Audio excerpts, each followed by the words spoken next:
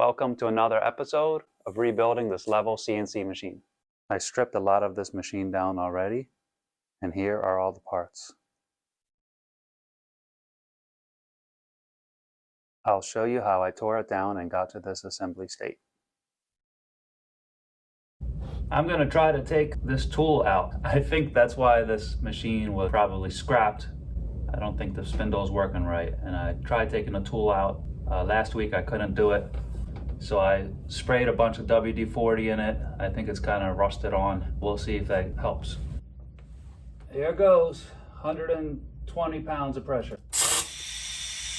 It's not budging. I'm going to very gently see if I can pry it.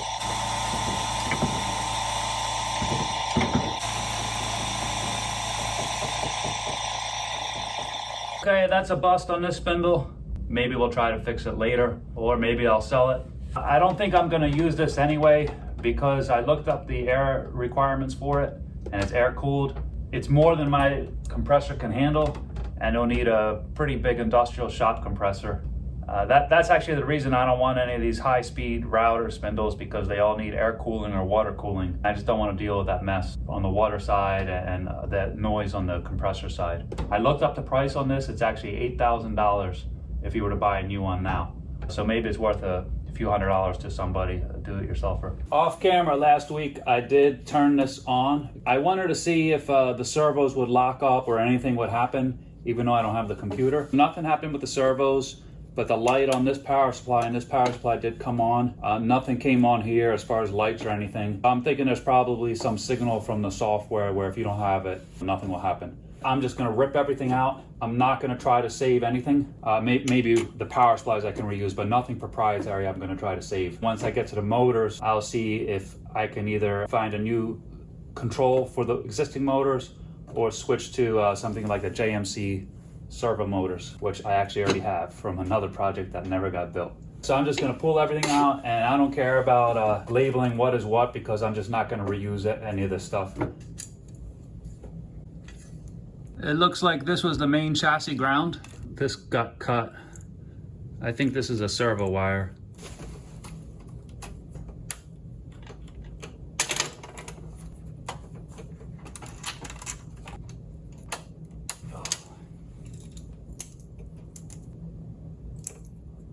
I'm working on wire routing for a project at my day job. I can appreciate how hard it is to work in a small space.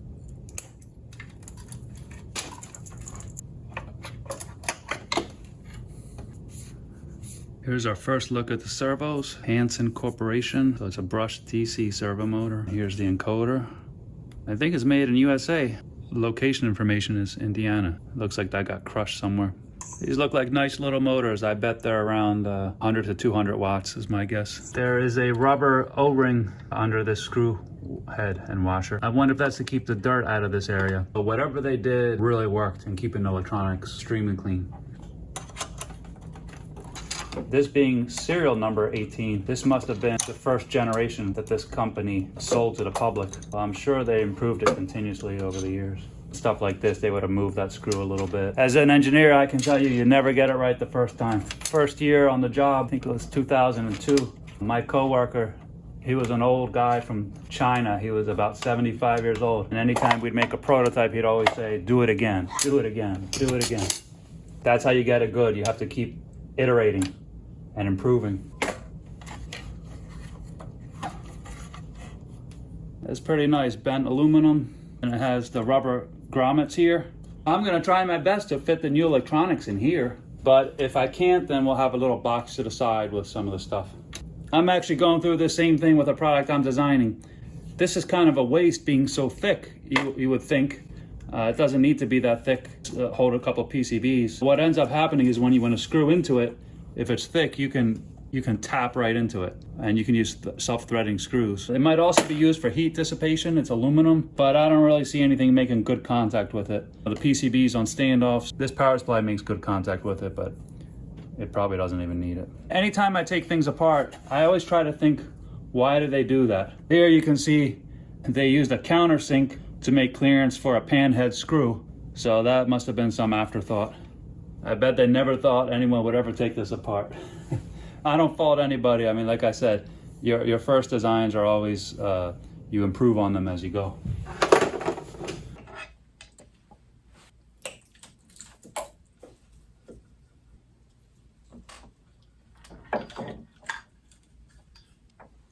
Yeah, all the electronics are super clean, even the motors, which is, I guess, what will be closest to the dust sources. This is the stack I was trying to get to so I can get the spindle off.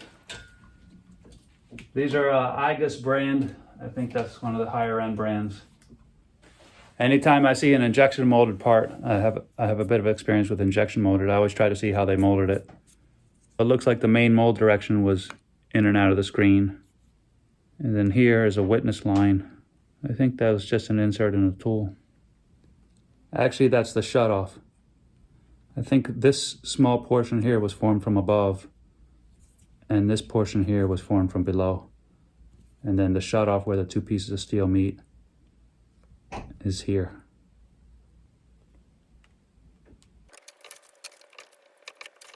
Yeah, I've never used these drag chains before. I'm curious, when you install them, do you get a string and then pull the wires through?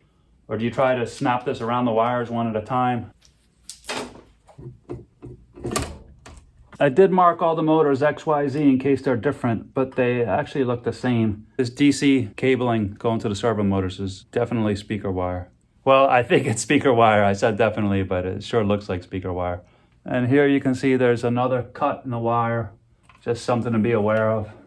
These three cables are the limit switches. And there's a piece of foam here also. It looks like to keep some dirt out. The spindle is finally separated from the machine. I did not want to cut these wires going to the spindle, which would have made the spindle, taking the spindle off much simpler. I think they're from the factory that made this spindle, which is an Italian company. Don't know what I'm gonna do with the spindle, but I don't want to make it worse. I'm gonna put the spindle off to the side, and maybe I'll get to it in 20 years. Now the machine is much easier to move around. Someone who had the machine before me tried to cut everything. I bet all that was wrong with this machine was something happened to the spindle. If whoever that happened to had kept the computer and kept the software, then I think all it would have needed is another spindle and everything would have been fine. If I end up not using an air spindle, I can probably sell all these. I don't know if they're worth anything. These are made in Czech Republic. The Chinese equivalent of these are probably, I don't know, $20 on eBay, my guess. But originally, maybe these were $75 each, who knows, maybe more. This is European. So there's a lot of European parts on this. I guess when this machine was built, maybe the European parts were cheaper than the USA made parts. And the spindle on this machine is Italian. The only thing that I found that was made in China on this machine was the VFD. And it was still a good brand. It was all the wiring.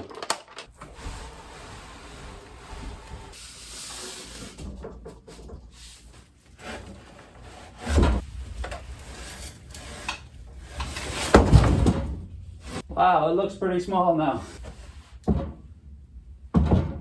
And I guess two people could lift this. Yeah, this is a nice little desktop mill. It really looks smaller without all that extra stuff hanging on the top. But I guess you need that to have a functioning mill.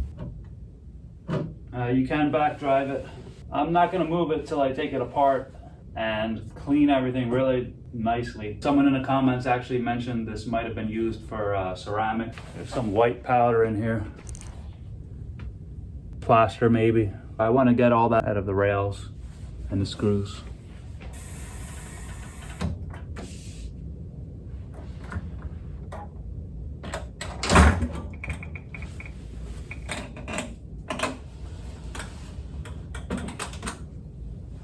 It's 104 pounds with no electronics, no spindle, just the frame and the motion hardware, the linear rails and the ball screws. And actually no motors either, no stepper motors or servo motors. I think the machine I'm designing, I'm already at about 150 pounds. I have to figure out a way to make my machine lighter, I think.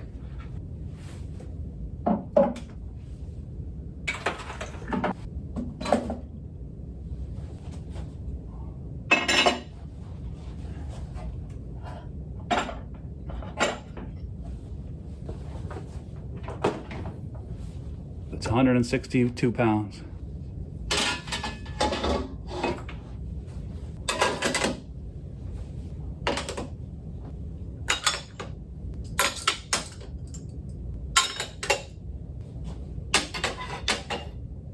172 pounds. The bearing machine I think was 104. So it looks like all the electronic at about almost 70 pounds. If you put a fourth axis, 191 pounds. So that's the whole machine.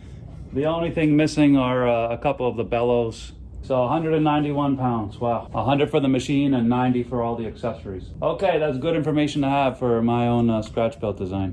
One thing that really confused me about this machine is what the base situation was, like where it was supposed to be mounted. When the bottom plate was on, there were socket head cap screws protruding, so it wouldn't have made a good surface to put on a table. And I didn't see anything on this plate that would indicate there was a location for feed or anything like that. And I tried to find pictures of this online. I actually couldn't find this model. There's nothing around here, or the back or the other side. So I don't know what this sat on or in. I'll have to make some legs for it. Maybe use a piece of angle iron coming off here, or maybe use one of these screws. That's probably the best way, and try to put a foot using one of these existing screws and holes. I don't know what to do next on this machine, just taking it apart.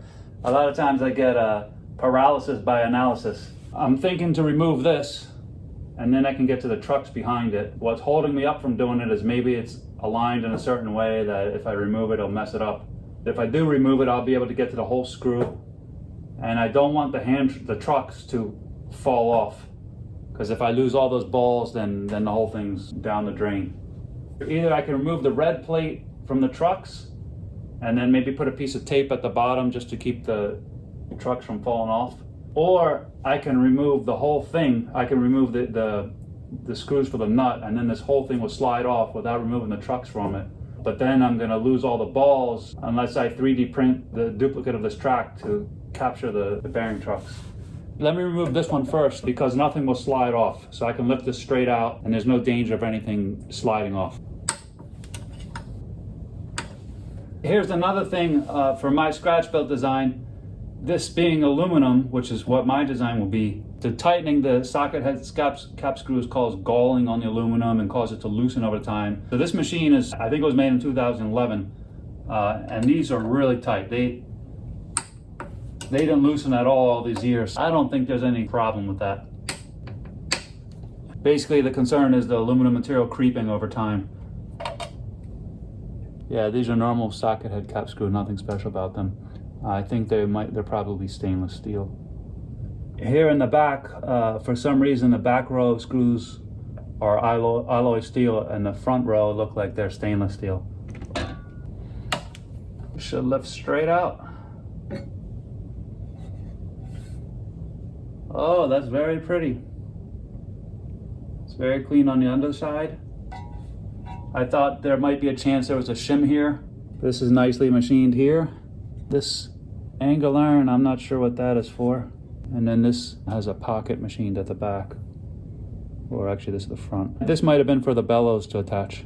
There's no locating features for the trucks. They are just screwed in. There's no shoulder anywhere. There's grease on the top of these, so these haven't rusted. They look really nice. And this looks very nicely finished. It looks like it's been fly cut at the top. The ball screw is floating on the one end. It looks like it has quite a bit of play. I wonder if something's going on in the bearing. Either something's worn or that was intentional to allow for any misalignment. I don't know, that doesn't feel right. The trucks feel really nice. And the same thing is going on here. I don't know what's going on. This looks like a stainless steel screw and the rest are alloy steel. I want to make sure the Allen key can get a full purchase in there, so there's less of a chance of stripping any of the heads. That's tight.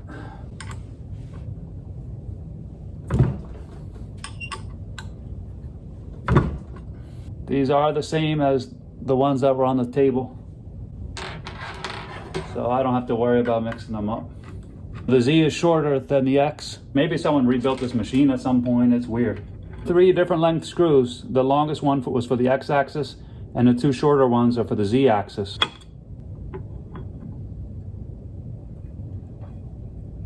So we have nicely machined pockets for the trucks and for the screw. These look like they're not corroded at all, and they didn't drop on me. So this one also has some play. I guess that's normal. Yeah, I'm really curious why there's so much side-to-side movement. We'll take that apart and take a look at it. I want to remove these. I need some way to contain the balls. Oh, here's a part number. THK UC8543, I believe. Maybe I can look that up and get a profile to 3D print these. And then I can slide this off onto the print. I'm just curious how these will clean up. I'm just going to spray some WD-40 on it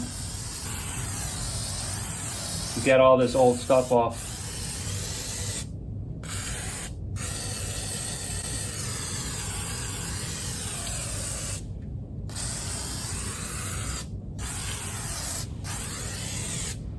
I'll be back and let it soak for a little bit.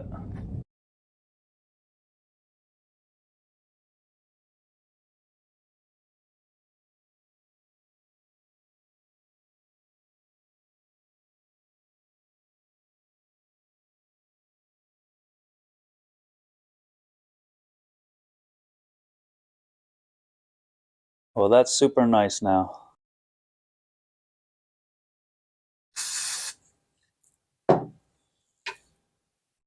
I want to be really careful I don't damage anything by hitting it with a tool.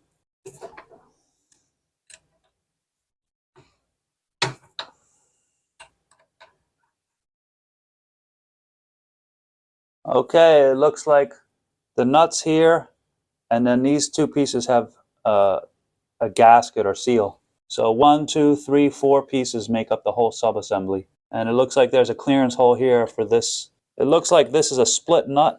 This probably clamps down on it and maybe adjusts the backlash. That's my guess anyway. I haven't really looked at these higher end ball screw designs up close. And this is nicely machined.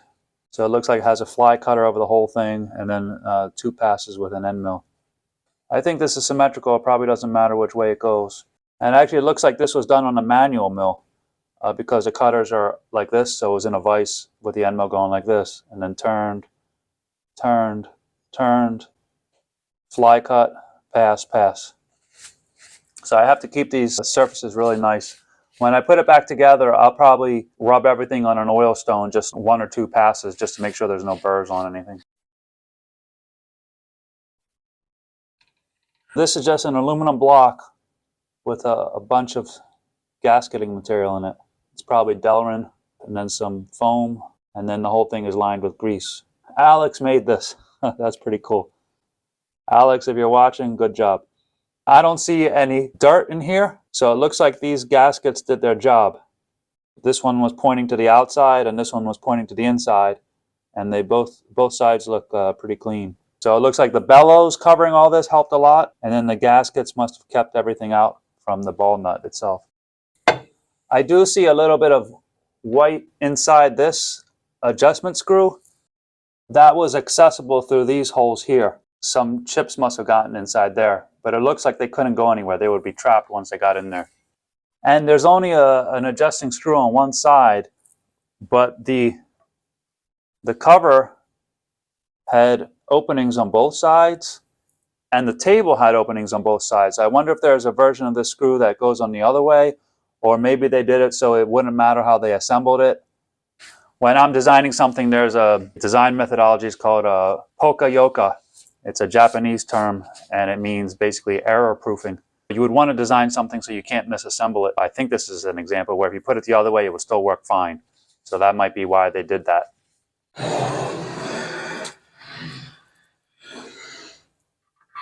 It's much easier to move the machine without the pallet.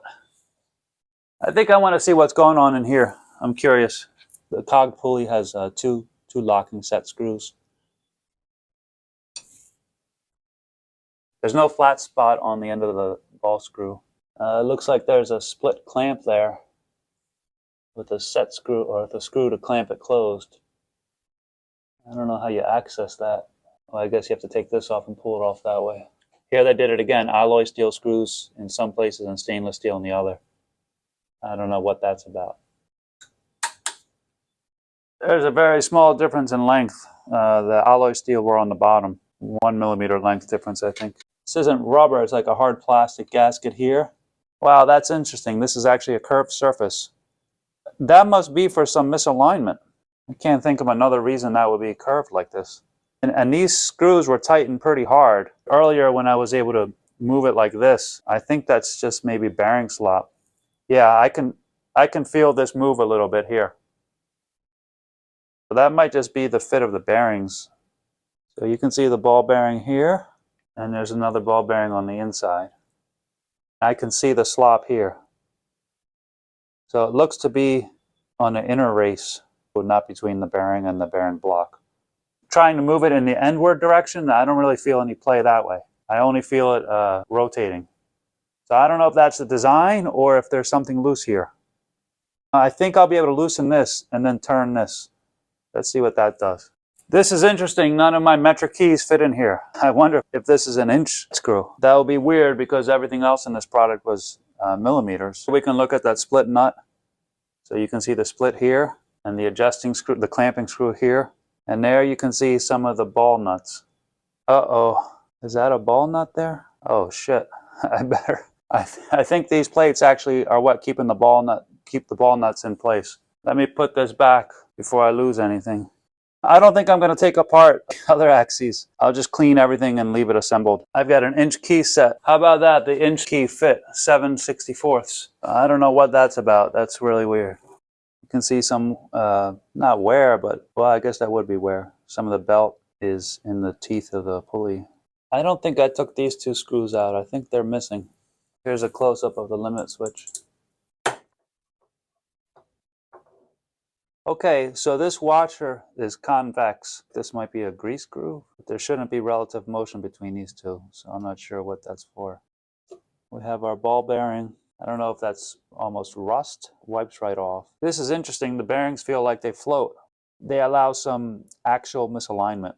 I can feel it moving. So that must be by design. This should be cleaned up a little bit. Here's another washer, and this is also concave. And this time the concave part is facing the bearing. The one on the other side, the concave part was away from the bearing. So I don't know if this was taken apart and someone misassembled it. I think these would be for preload and maybe to allow a little bit of thermal expansion. This is the concave side here. If it was facing this way, it would be larger than the bearing inner race. So if the concave faces out and registers onto here where that shiny surface is, then that's that. It's got a shoulder there. So on this side, it does register on the inner race of the ball bearing. This looks like a high-end product. I haven't seen the Chinese ones on eBay have a bearing block that looks like this with the concave surface.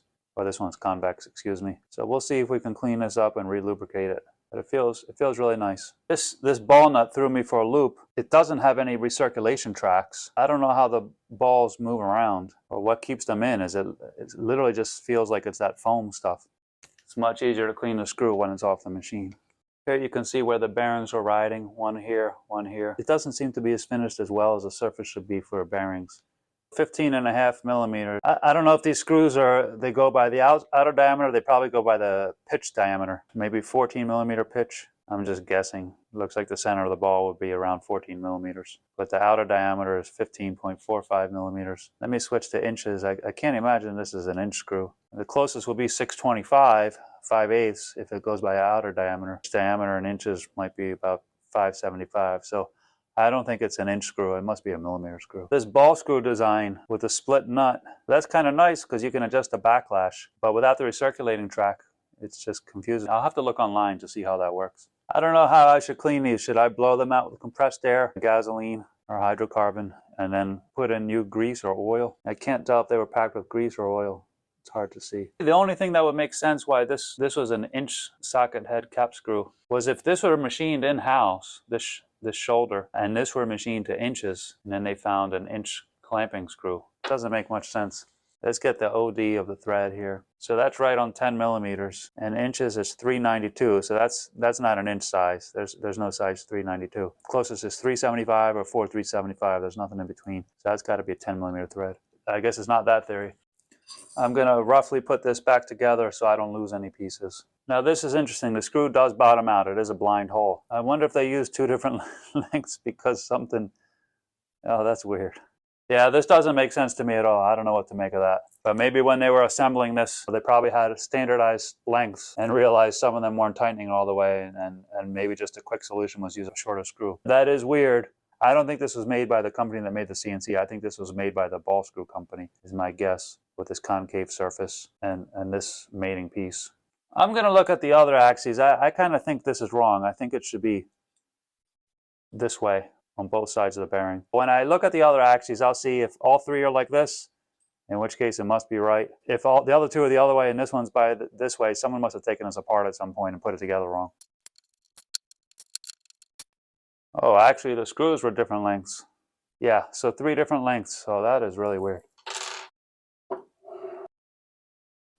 I'm really curious to see this bearing block now, to see if it's made the same way with the concave washers. I'm going to take this off, but I'm going to leave this intact. Well, these weren't even tight.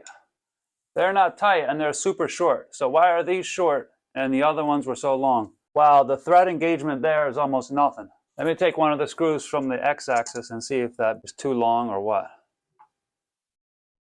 That's right. So these are the wrong screws in here. 100%. I can't explain that. I don't know what happened there.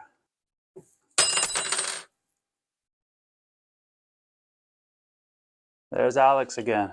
Hey, Alex. So let's take a look at the nut. So here's the opening, the split nut adjustment. Nice milling on this. This was still made on the manual mill. This was cut from the bottom of the end mill. This feels a little tighter than the other one did. I think the preload is higher. I'm going to take this off and see what it looks like. This is assembled the same way. The convex side is facing the bearing and the groove is on that side, this side. Okay, so the other one was put together the exact same way, so I guess it's on purpose. And here's the bearing in here. This side, it's the opposite of this side, so just like it was on the x-axis. So that is intentional. I don't know the reason, and I'm gonna have to clean this up. I have an Levil CNC machine made in West Germany. I think it was made in 88 or 89 or 90. I think it has a ball nut just like this. It doesn't have the recirculating track. So maybe the older design was like this. I wish there were flats on the shaft. Maybe I'll use a file and put on some flats. I don't think this is hardened. Well, it can't be hardened. They wouldn't have been able to turn it. I'm going to just lightly tighten this, and that's just so I can turn the screw while I'm cleaning it. The screw never gets used here, and it definitely feels rough. It was like a coating of a very fine rust is what it felt like to me. Yeah, these parts were definitely made on the CNC because it has an engraving and it has the round here. This was all done with the side of the end mill. You can see the tooling marks. I'm surprised they didn't knock off this corner on the CNC program. This doesn't make sense. The Z plate is held onto the ball screw with these four bolts. These two here, these two holes are clearance holes for these. But when those bolts go through here, they actually thread into these two pieces here, which only sandwich the ball nut. Oh, I guess it clamps onto here. Okay, that's really interesting. It's not actually attached to the ball nut. It's attached to these pieces, and this piece is attached to this piece, and then the whole thing is clamped with a screw. So that's how it moves as a unit. I don't see a brand on these screws anywhere. Maybe on the nut itself there was something. I didn't pay attention on the x-axis, or I did and nothing jumped out at me. Same machining here. It looks like it's turned on a lathe and then maybe with a file or something. Not that precise. Here's where it's rough. And you can see there's a little bit of pitting in there. I'm going to soak this area here. Let it sit. Maybe I'll clean up. The next axis is the Y. I don't want to disassemble the trucks on the Y from the Z plate because then I'll lose the tram. I'm assuming the tram on this is really good. The adjustment for it, I believe, would be here. The screws for the trucks, there must be enough slop there to allow a couple thousandths of adjustment. Actually, that would adjust the Z. If it's not there, it might be here. The Y-axis has to be parallel with the X-axis. Otherwise, when it moved over, it would cut a slope. So there has to be an adjustment for that, unless they were relying just on the machining of the parts, which probably will get you within I'd say at least 5/1000ths of an inch if you're really careful with the machining. But typically you would have some adjustment here for this to go like this, and then the Z would be able to adjust so it can go like this. And then the Z going this way, in and out, I don't see anything for that. They might have just relied on the machining. I didn't touch anything on the Y-axis yet. I just wanted to see how much play there was in the screw. I can move it up and down a little bit. These bearings aren't tight, and it has actual end play. quite a lot. It looks like about 15 thousandths of an inch, or almost half a millimeter. I don't know the last time this machine ran, but it must have had some backlash problem. I put all the delicate components on pieces of foam with all the precision surfaces facing down so they don't get damaged. Well, we made a lot of good progress today. Stripped the machine almost all the way down. Want to get the Y-axis off next. Leave that for another episode. Thanks for watching. Catch you guys next time.